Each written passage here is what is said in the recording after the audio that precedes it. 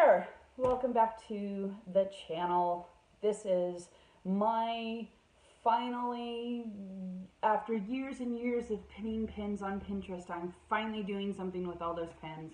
And I'm picking something cooking or baking related, and I actually cook it or bake it, and then I eat it and tell you guys my honest review, because I am notorious for pinning things and never doing anything about it, and this channel is making me do that now. So in this particular video, I decided to do a baking item. It is October, it's all about pumpkin spice, and yes, I'm going to jump on the bandwagon, but I picked something that I felt wasn't as crazy pumpkin spice as everything else is out there. So the recipe is called Melt in Your Mouth Pumpkin Cookies. It is, I found this particular recipe on dearchrissy.com, but is actually originally from Better Homes and Gardens. Dear Chrissy gives a really good, description about what the cookies are, how they taste, and really breaks it down into an easy recipe. I noticed that there were a lot of comments for this particular one.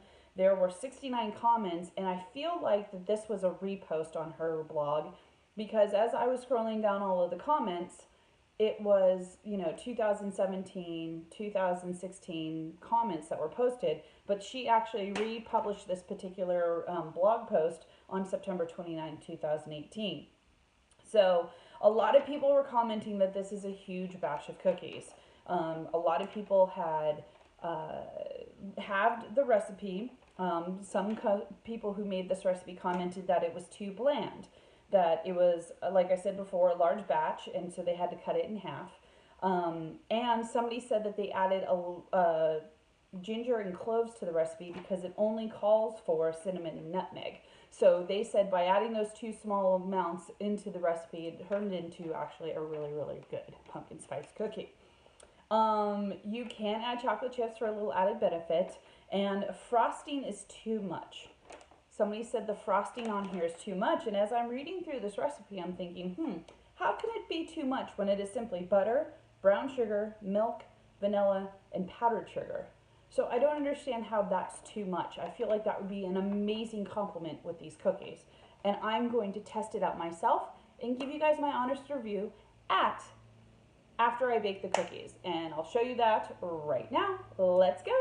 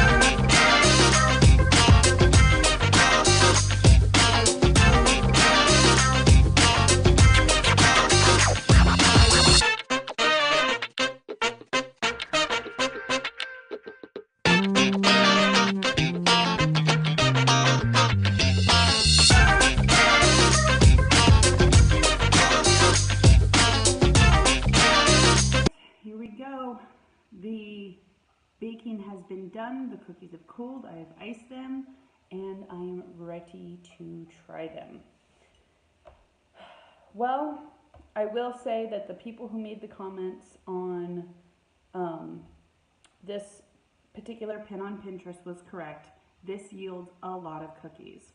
So I recommend halving it, or do what I plan on doing, which is taking half of it, freezing it, and just pulling out pieces whenever I need to bake cookies.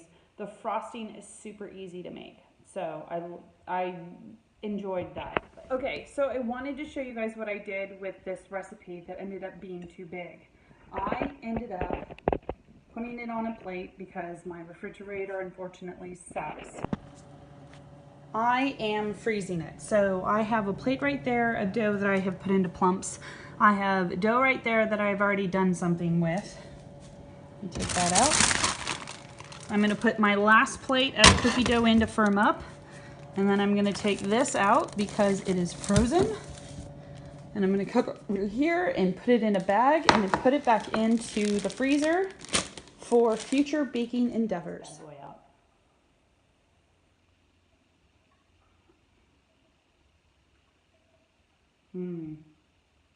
Ooh, perfect pumpkin. Perfect. Adding the cloves and the ginger to this on top of the nutmeg and the cinnamon was a perfect idea. So good. I absolutely love this frosting. The butter and brown sugar melted together complements this so nicely. What, you know what? If you prefer cream cheese, go for it, but I'd say stick to the recipe because this is really, really good. You've got like this brown sugar butter sweetness to it with the pumpkin. So good.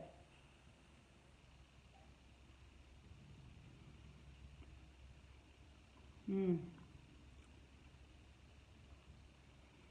if these cookies were a little warm still, you can get that frosting to melt down. Oh, this is good.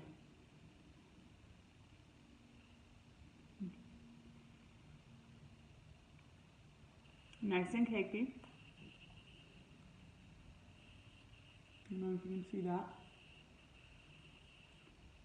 Really nice and cakey, flimsy dough. It will get crumbly on you, but nothing to fault it for. So good. That was a cup of coffee I was trying to pick up. Totally spilled it all over the place right here.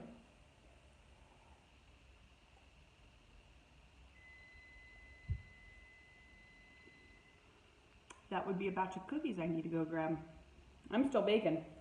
I have like one more batch I'm going to bake off, and then I'm going to freeze the rest of it because I have a big family dinner going on this weekend, and this would be perfect to take to that family dinner. So this, yes, 2 thumbs up. I approve it. So good. It's not overwhelmingly pumpkin-y. If you have a school gathering, a meeting, if you have a gathering that you want to get a hold of, or if you just absolutely love pumpkin spice, do this, make this recipe up. This recipe is so good. I highly recommend it. And you can add chocolate chips like I mentioned in the beginning of the video. I recommend doing the clove and the ginger though. That makes a huge compliment. Really gives it the pumpkin spice feel.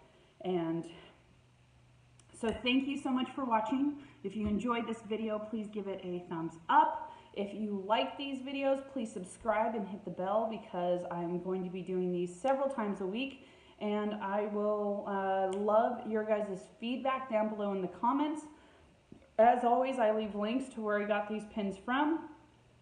And if you do end up making this particular recipe, let me know how it goes in the comments. Or I'm also on Instagram.